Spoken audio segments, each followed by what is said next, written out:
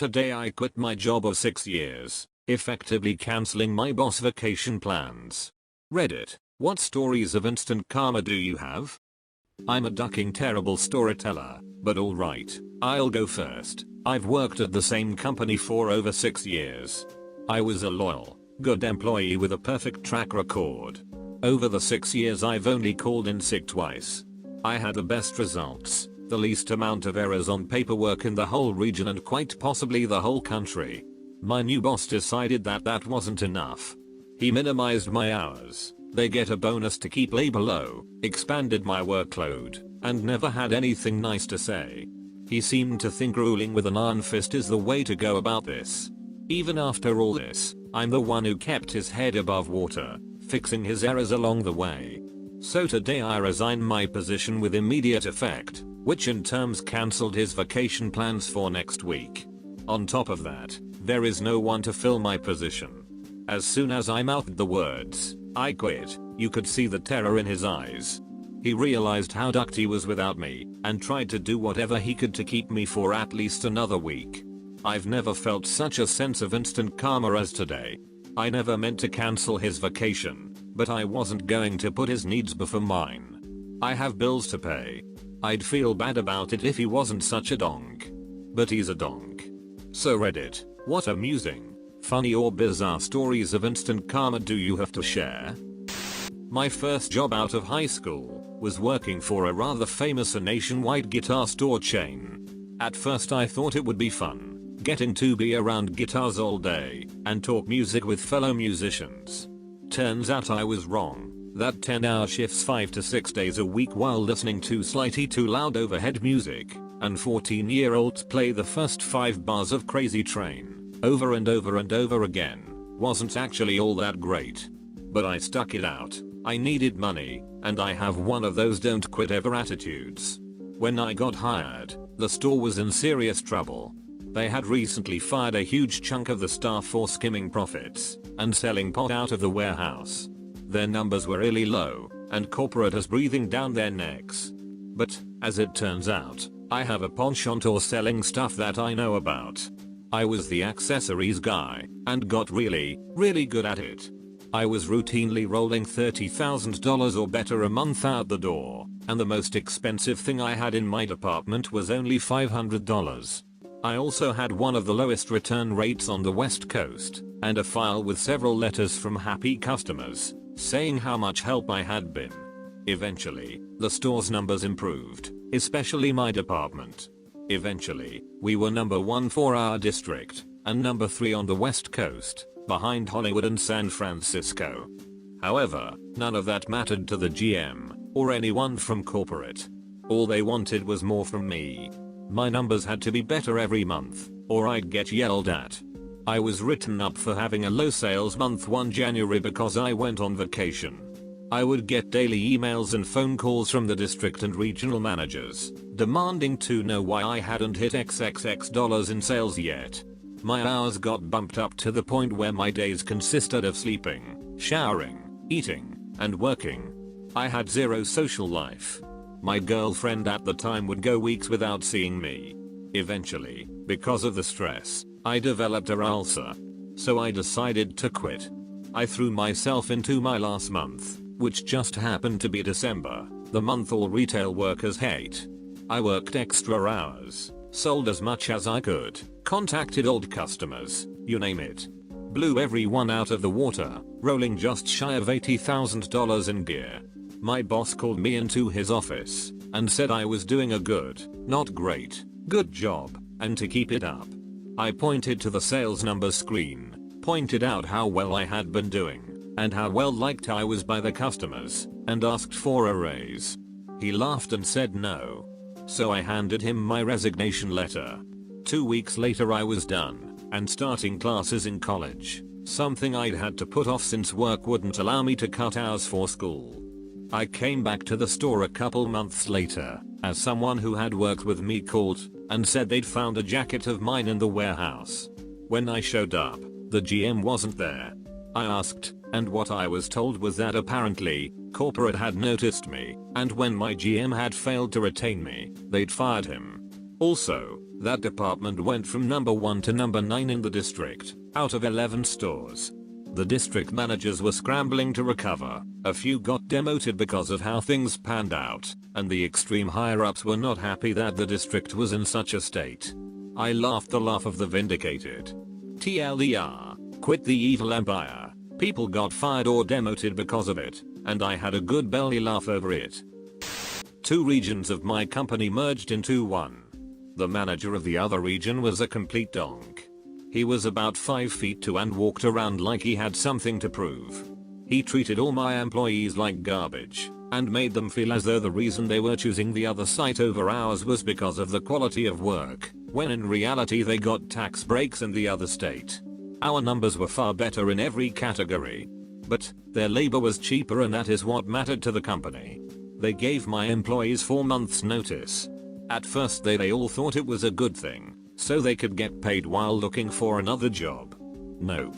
He made their lives absolutely miserable. He doubled their quota much higher than his own region, cut commissions down by 40%, and made weekly visits chewing me and the other sales manager out for not hitting the new goals, and that there was absolutely no excuse. 1 month, the second to last month, we hit the new goal, not for him, to get our employees paid finally, and he then reamed us out, because of the amount of vacation time used. Even after explaining employees needed days off, because they were interviewing other places, since we're laying them off, and that I would not deny anyone time if they have it available.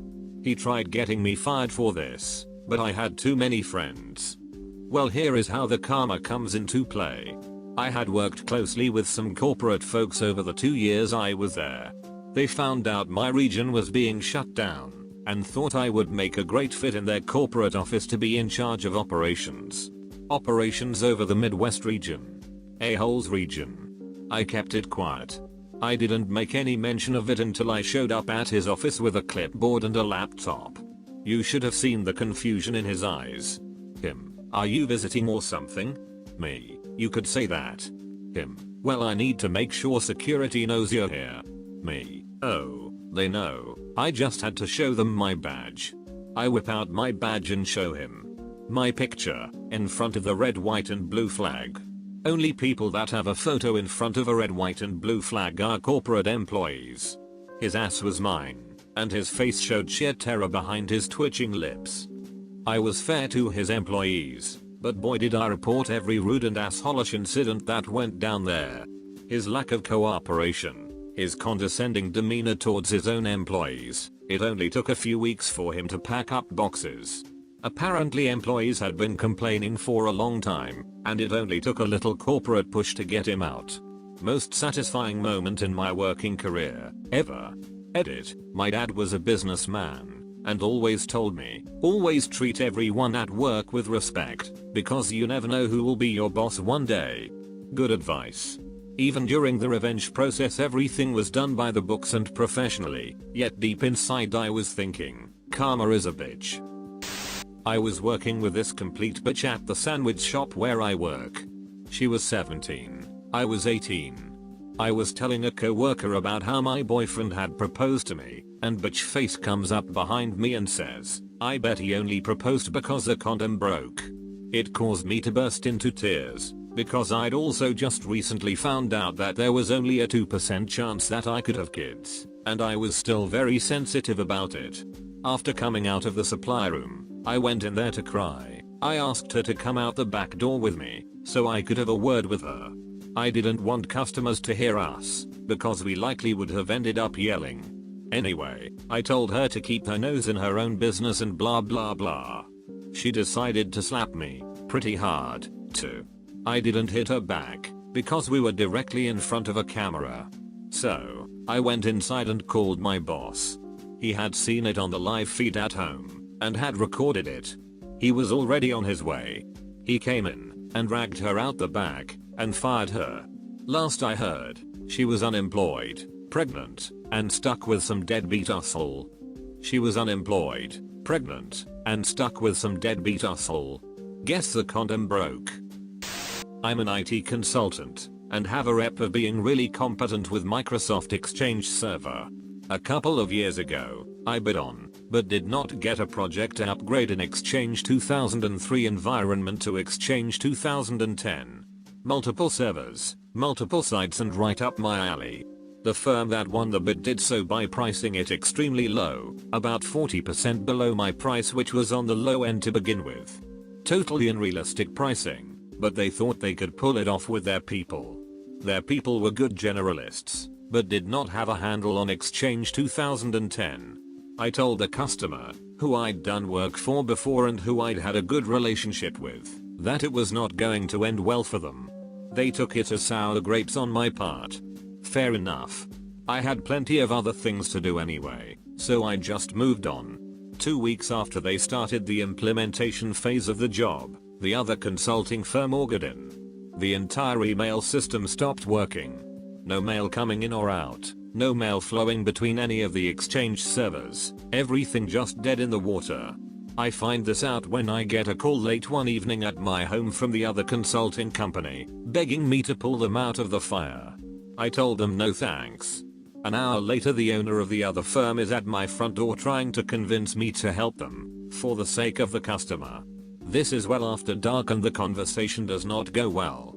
He ends up screaming at me, and I slam the door, then call the cops, because I'm tired and afraid that I'll do something stupid if I continue to interact with the guy.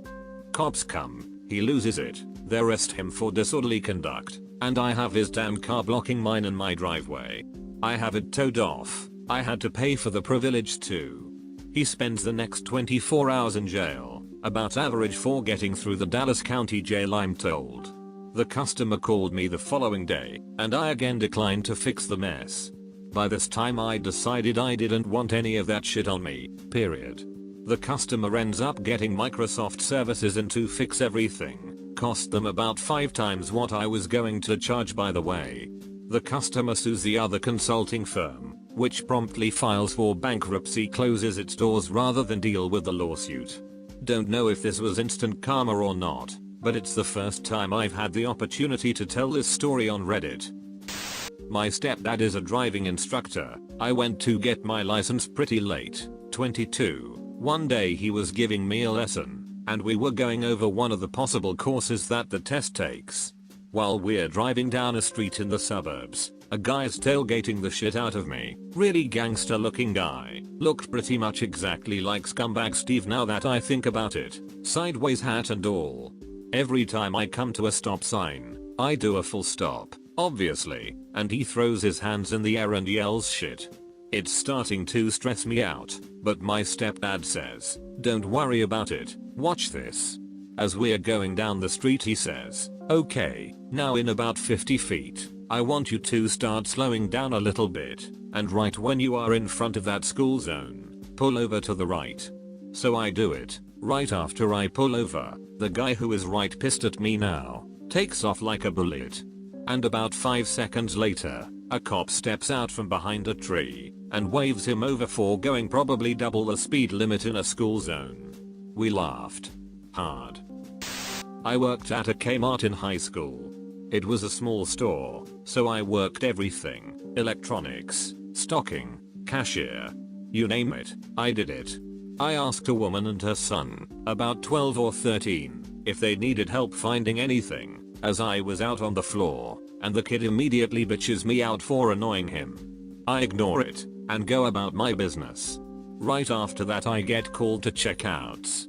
As I'm working there, here comes the pair. The kid has gone all out back in the electronics area, with some EA Sports titles and a GTA game. I'm checking them out, when the age prompt comes up for the M-rated game. I decide to take a chance. I flip the game over, and inform the mother that, this game has been rated M for the following reasons, and read the list off the back of the case. There is an awkward silence, then she angrily informs me that the son said it was only a little violent. Kid wasn't able to get anything that day,